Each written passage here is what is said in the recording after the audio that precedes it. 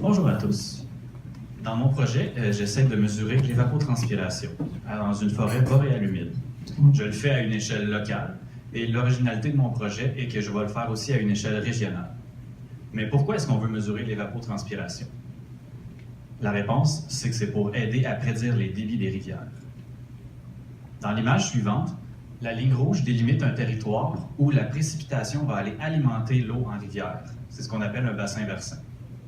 Mais si j'essaye de prédire le débit dans cette rivière-là, je ne peux pas tenir compte que la pluie va toute aller dans la rivière.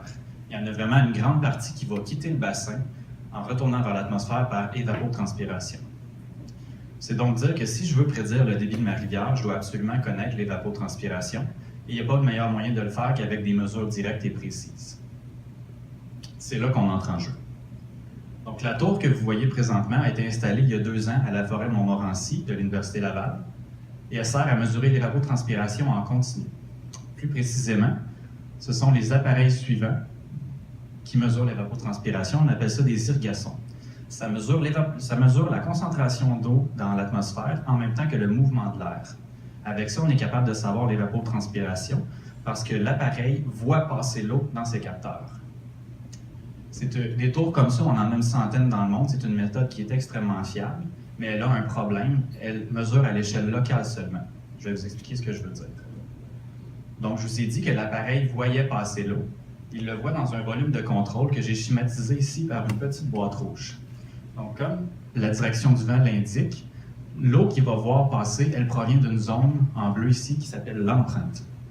Donc, l'eau s'évapore ici, est transportée par le vent et va être mesurée par l'appareil. Avec mon schéma, on ne le voit pas, mais cette empreinte-là, avec cette méthode-là, a une grandeur d'à peu près quelques hectares. Si on a un bassin versant qui fait plusieurs kilomètres carrés, c'est problématique, surtout en forêt boréale où le terrain est très hétérogène et donc l'évaporation va être radicalement différente en 100 mètres. Donc, il y a des petits malins en 80 qui ont imaginé une façon de pouvoir avoir une empreinte plus grande. C'est de prendre notre volume de contrôle et de l'étirer sur quelques centaines de mètres.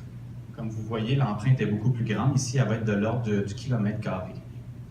Le problème, c'est que la théorie, c'est beau, mais que ça a pris à peu près 20 ans pour avoir des appareils qui sont capables de créer ce principe-là en réel. Ça s'appelle des scintillomètres. Donc ici, on les voit.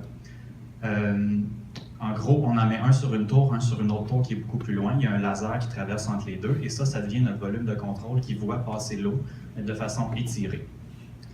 Donc ici, les scintillomètres, on les a reçus à l'automne dernier. C'est le 7e qui a été créé au monde. Puis on va les installer